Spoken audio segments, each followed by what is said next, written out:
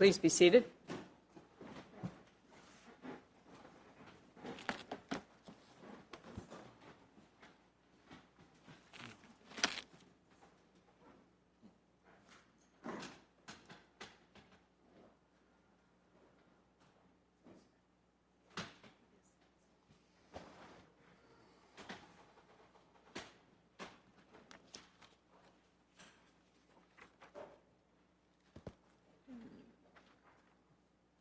It's hard to pack up, isn't it, Mr. Ross? Thank you. Proceed in our final case, United States versus Charlie Wayne Bryant. Ms. Popkin-Bradley.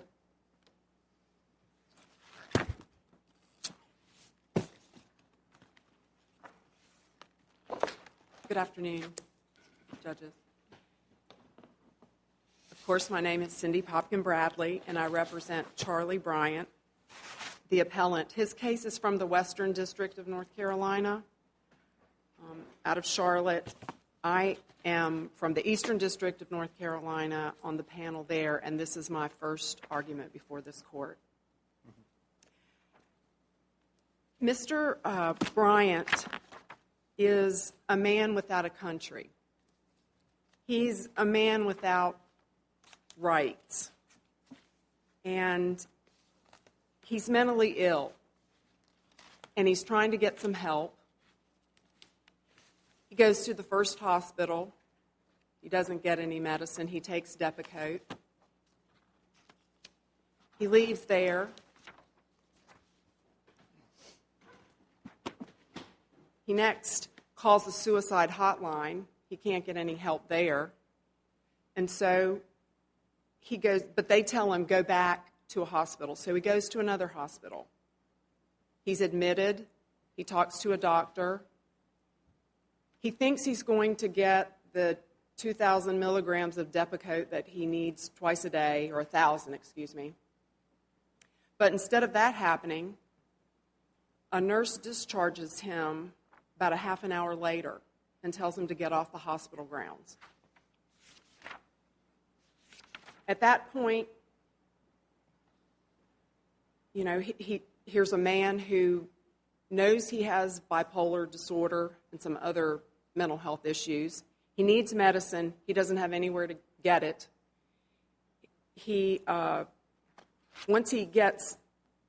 Once the nurse calls the police and asks him off the grounds, and he gets arrested by the police. He goes downtown. The magistrate processes him, and instead of really keeping him, he decides to release him on his own recognizance. And then Mr. Bryant has to spend the night outside all night long. Okay. He's homeless. I don't mean to interrupt you now, but let me ask you, if you could, before you go into your facts, to give us the legal framework of your argument here.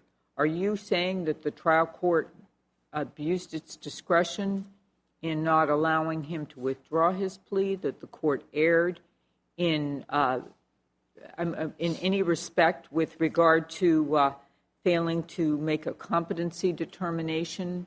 Or you give us the legal framework, and I think that'll help us listen to your argument better. I apologize, Your Honor. No, that's okay. Actually, I was going to use my second argument. I had two issues in the brief.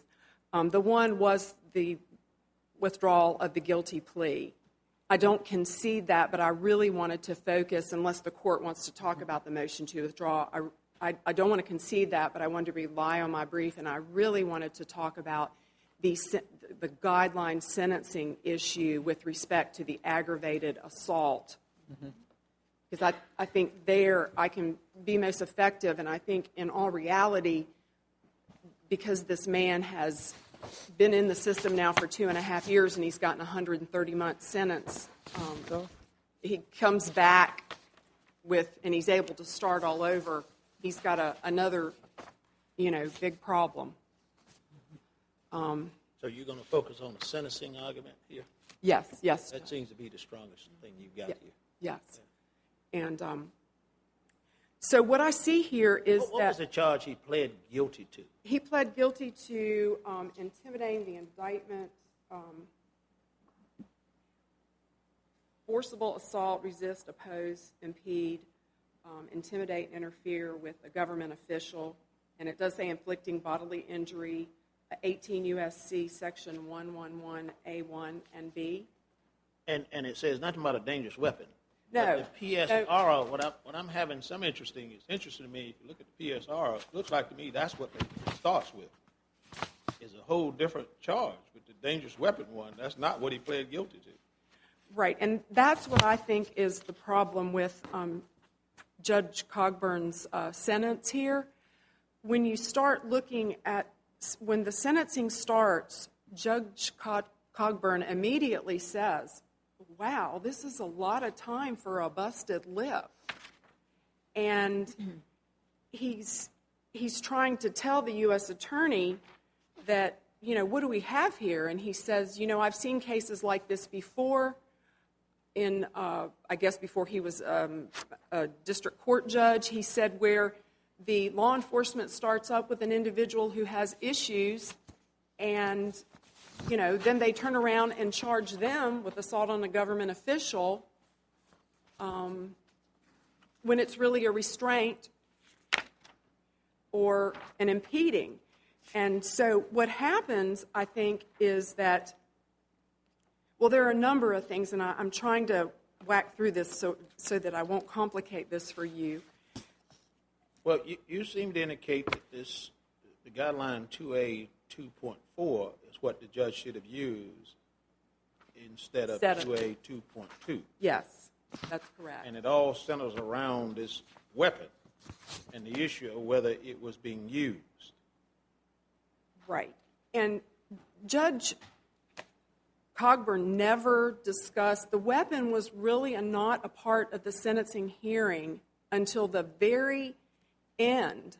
Now, the government brought it up, but it was never, the weapon was never a part of what he was being punished for. And when you look throughout the whole sentencing transcript, you know, he talks about, I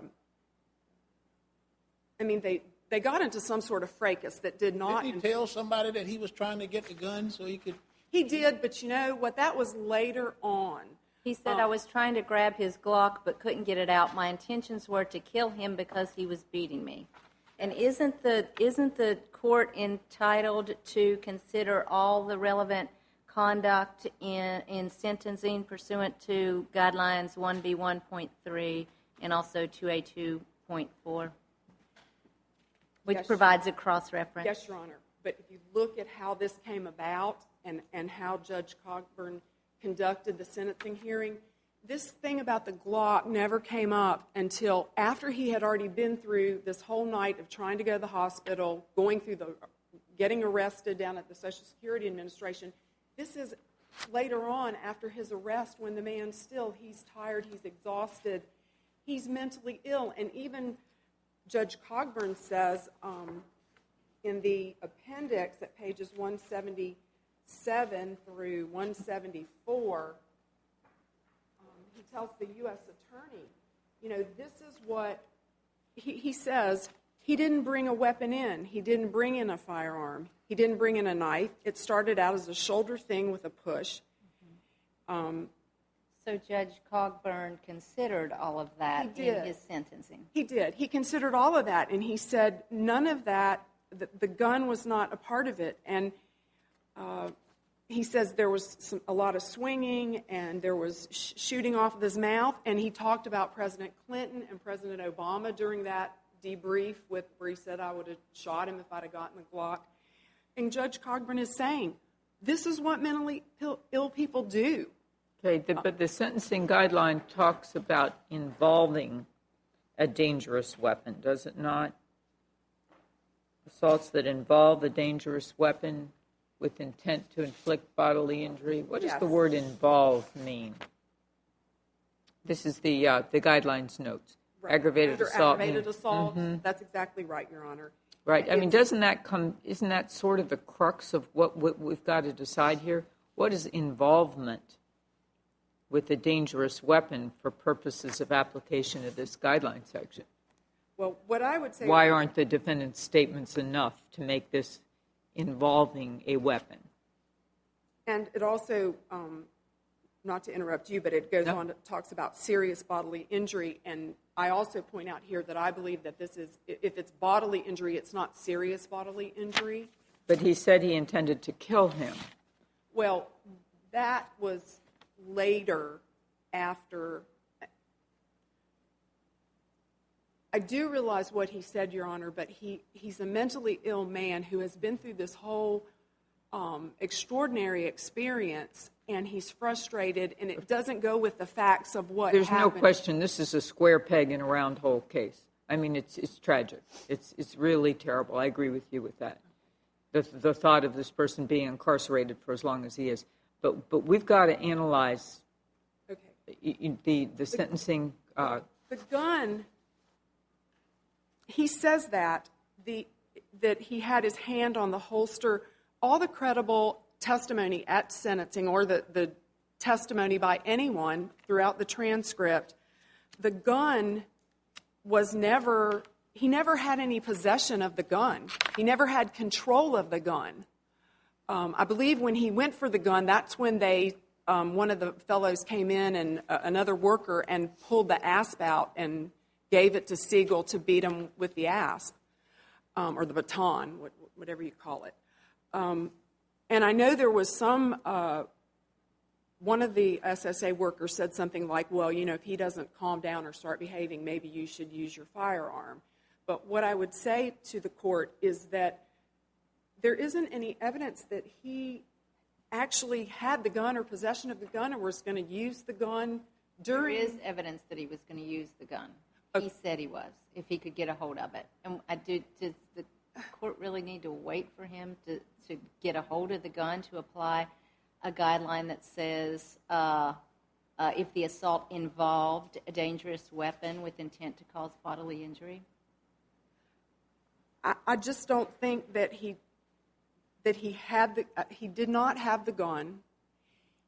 He did not intend to do, he was on his way out the door. If you look back at what was going on before this officer came up to him, and we can't know because, I wasn't there, but it looks to me that, and the officer even says that he pushed him in the bathroom. It looks like my client was on the way out the door. And so it doesn't look like any intent to do that. And we have an officer who is, grossly overweight, who's suffering from post-traumatic stress disorder, who is trying to keep things in order. And I realize that that's not what you're dealing with, but that's what happened to my client. He was being taken over by somebody who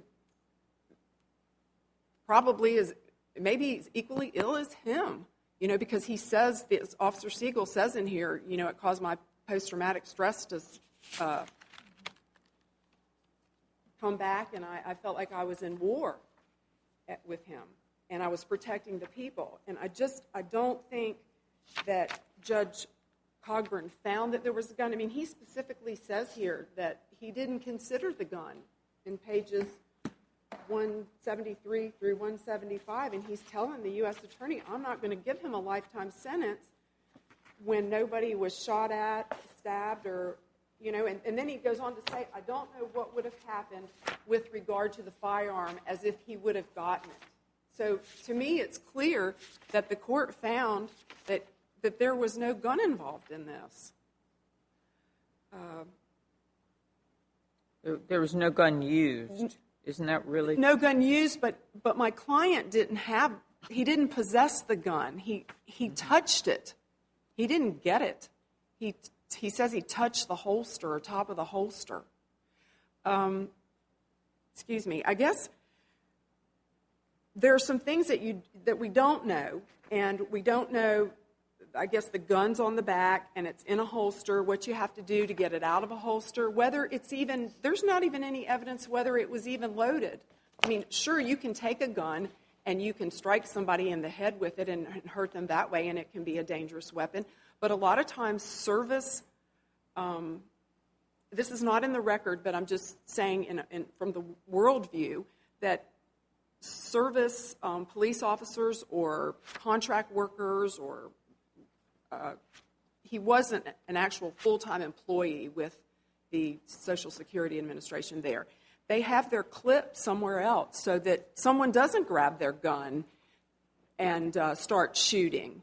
And those are things that we don't know.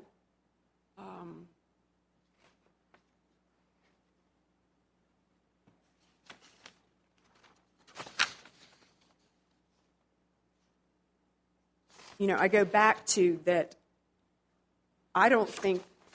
Excuse me, not that I don't think. The evidence does not show that that my client was involved with a gun, that he had the gun and could have done anything. I know what he said, but I don't think that's enough when you have a mentally ill man who is also talking about that he doesn't like President Obama and he doesn't like Clinton.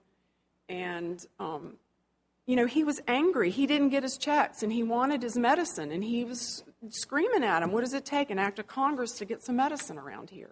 So I don't want to belabor it. But I don't think that he had a gun, and I think that it needs to be remanded back to district court. He needs to be sentenced under 2A 2.4. Okay, thank you. Mr. Miller?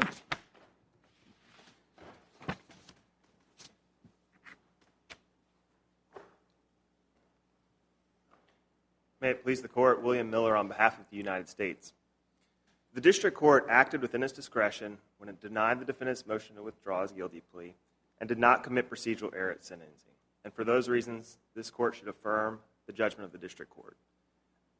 There's one thing I want to make clear right out of the gate here. The appellant says in its brief that the gun issue was raised for the first time in the response, that that's not what it was about below.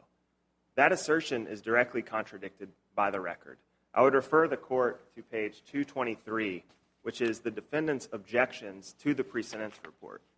And in paragraph 19 of those objections, the defendant at the district court talks about why 2A 2.2 should not apply for the base offense level. And it mentions in there that the defendant never brandished, possessed, or pointed the firearm, which remained at all times in the officer's holster. And so from the very beginning with the district court, the calculation of the guidelines and the application of 2A 2.2 was based on the involvement of the firearm. That was the party's understanding. That's the argument that the government responded to below. And that's the findings that the district court adopted when it adopted the pre-sentence report. What did the defendant plead guilty to? The defendant pled guilty, and the indictment alleged bodily injury, which is what's required for the enhanced penalty under Section 111B. But it said nothing about a dangerous weapon. And then the PSR report, kind of puzzling, starts right out with it. Dangerous weapon with intent to cause bodily injury. That's correct, Your Honor. Here, the fact that triggered Where does that come from on the PSR? I mean, how do you put a different charge when you start out than what he actually pled to? Even if you got evidence that comes in, how do you start out with a totally different charge than what he pled with? Yeah, I can't explain the probation office's use of the heading, but the defendant objected to it. I don't know if there's ever a ruling in terms of the objection of that. there is certainly It's puzzling that you would start out with something there. I mean, that takes it in a whole different ballgame. And you go there. it's the direction that the parties knew and expected it would go as the objections to the pre-sentence report bear out. So this whole case seems like to me it just comes down. You narrow this thing. I mean, we can talk about his mental illness and all the other things that are there, but it really comes down to this issue of whether point 2 or point 4 operates here, and whether is it the strongest thing his statement that I was trying to get his Glock and use it? Is that the evidence that you rely on here? The evidence... Statements that occurs after this all goes down. No, Your Honor. That's certainly important, the defendant's statement of his intent. But we have every eyewitness who was in that bathroom testify to the same thing. And that's that the defendant made repeated attempts to grab Officer Siegel's firearm.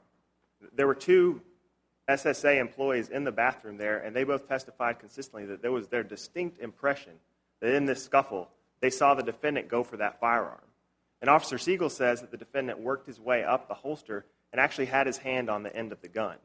And so that evidence is strong evidence that this involved a firearm, And then the fact that the defendant comes in later and says, I intended to use it to kill the man, that just tightens it up. I mean, I think that... So the defendant actually put his hands on the Glock, touched it. That was the testimony of Officer Siegel, yes, Your Honor. And to address your first point about the statutory issue and what triggered the higher statutory maximum in this case versus the application of the guidelines, Section 111B, in order to get that higher statutory maximum, requires one of two things. It requires either bodily injury or the use of a deadly or dangerous weapon. So here, the fact that triggers that higher statutory maximum is the bodily injury. When you get to the guidelines, the definition that Judge Keenan referenced earlier for aggravated assault requires serious bodily injury or the involvement of a firearm. And so the language is different in important ways. And although I agree that one of those facts has to be charged and proven to the jury to get to the higher statutory maximum, the court is free, as it did in this case, to apply the guidelines separate from that. So you're saying when the court applied 2A2.2, didn't need the deadly weapon? Bodily injury alone would do it? No, Your Honor, I'm not saying that. The bodily injury would not have been sufficient at sentencing for aggravated assault purposes because the requirement is for serious bodily injury. That's right. Whereas when you're talking about the statute 111B, it's just bodily injury. And so the higher statutory maximum is triggered by the busted lip that Officer Siegel incurred during this assault. But I was thinking we moved from point 2 to point 4 because of the deadly weapon. That's correct. When you get to sentencing... That's what I'm focusing on, is how do you get from that one to that? Because that's a jump from, is it 10 to 14 in terms of the points on it? I mean, that's a big hit. Right, and the language that triggered, that's important for there is the involvement of a deadly or dangerous weapon. Which leads us to find cases that sort of are in this. I mean, there's a case in which a guy is pointing a gun.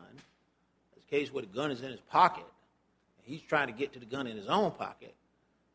The best analogy, But those cases are a little different than a guy who's mentally ill and he's up there scuffling and he says later on, I was trying to get his Glock so I could do it. But that's not, we don't have any involvement cases like that. Not in this circuit. What this circuit has recognized is that something less than use can constitute an aggravated assault under the guidelines. That's the case law that I was able to find in this circuit. The Fifth Circuit has applied this aggravated assault guidelines provision in a case where there was an attempt to disarm. What case was that? It was the, I believe it's, I want to say Doras.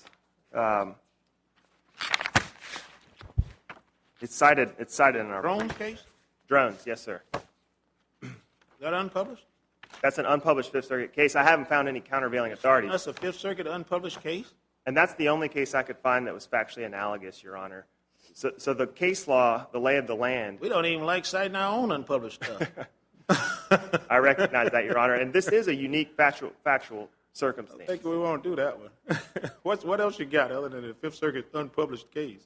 The other cases that we have to rely on there, Your Honor, are the Fourth Circuit cases that allow for something less than use.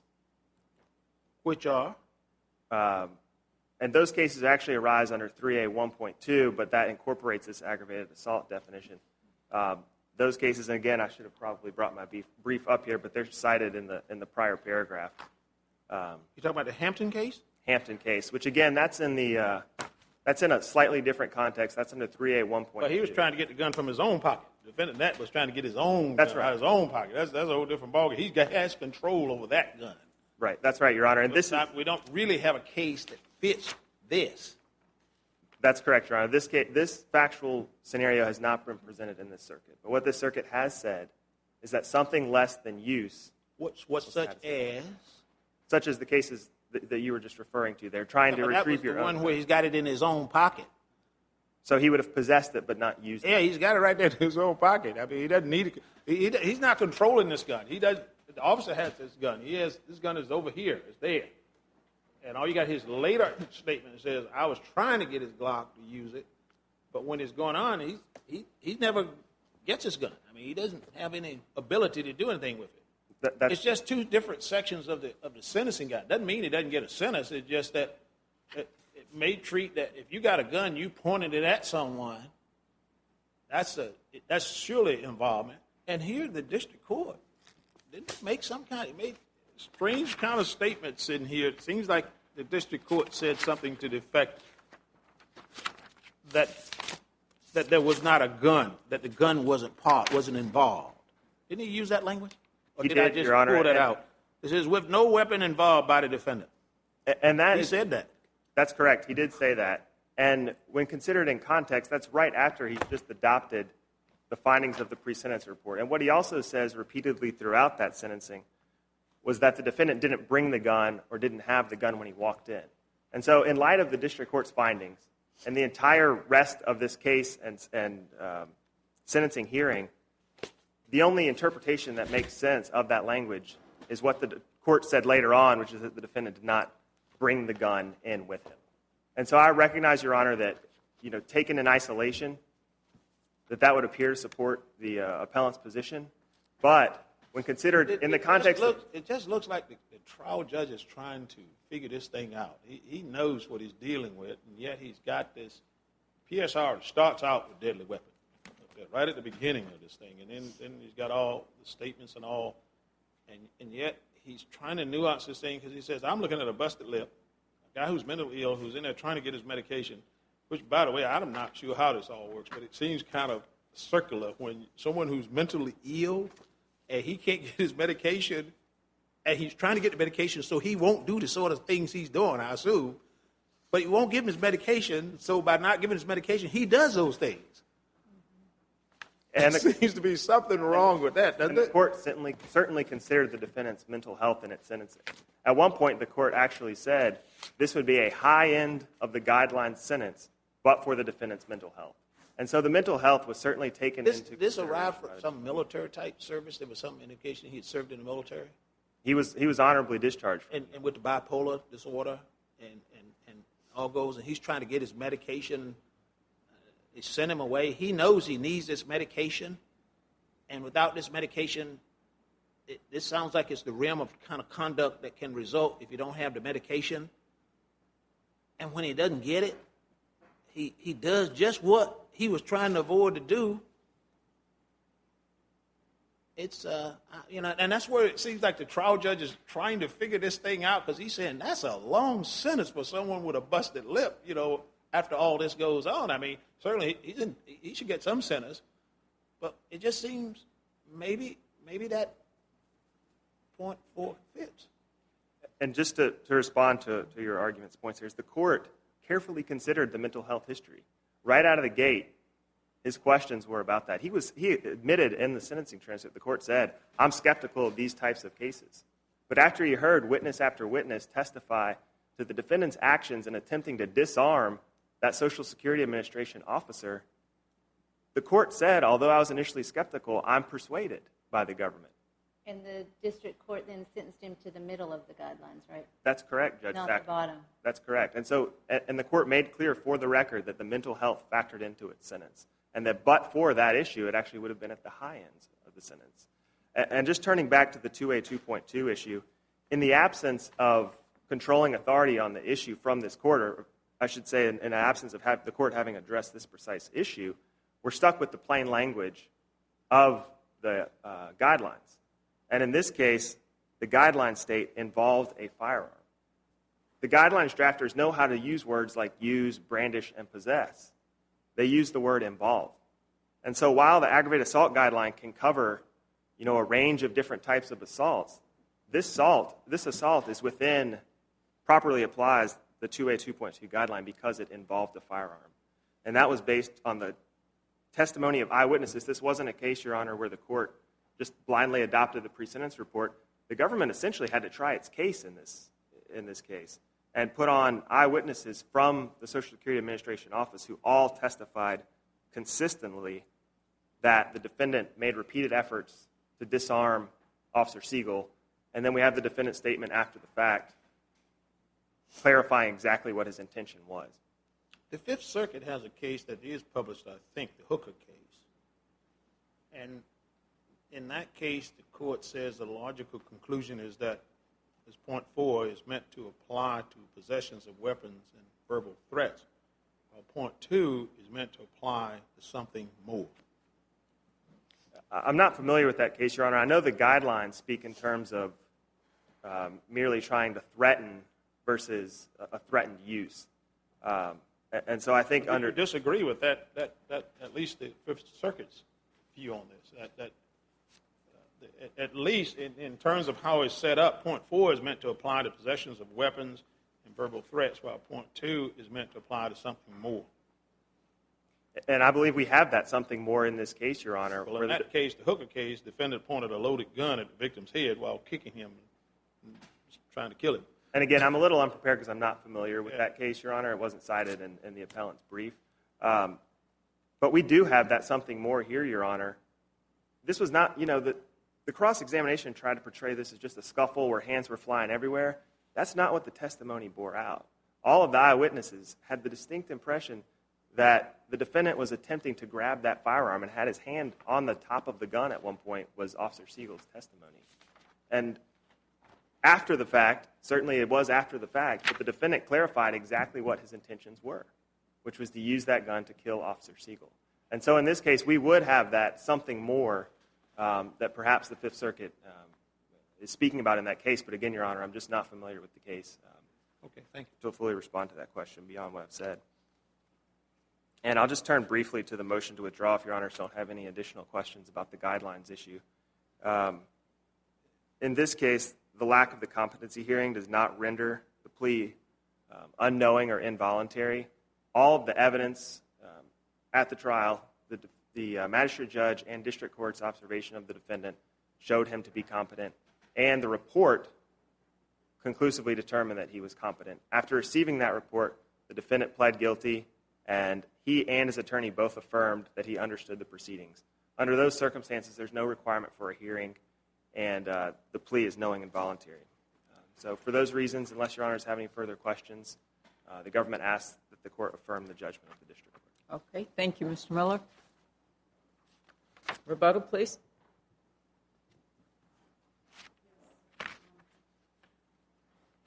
Really, the only thing that I could add is that, I still take my position that Judge Cogburn, during the sentencing hearing, did not find the gun as part of what happened during the fight, the fracas, the assault, whatever you want to call it. Did the defendant touch or did he grab the gun? He touched the holster. He said he touched the holster. But not the gun? I remember him saying that he touched the holster. He touched the holster. Any other testimony on that? No. And what you have, Judge Wynn, is you have... did the officer say he touched the gun, or did any of the witnesses say he did it? Well, I'm not sure. I want to say that one of them said that he touched the gun. However, this is all going down real fast in the bathroom. And, you've got the witnesses, they're the Social Security Office witnesses. Throughout the sentencing hearing, you really don't hear from people who are sitting out in the... I know they weren't in the bathroom, but you don't hear from folks that are sitting out in the lobby. They don't really talk to any of those folks, so you don't really get the other side. You just get the Social Security workers' sides of this.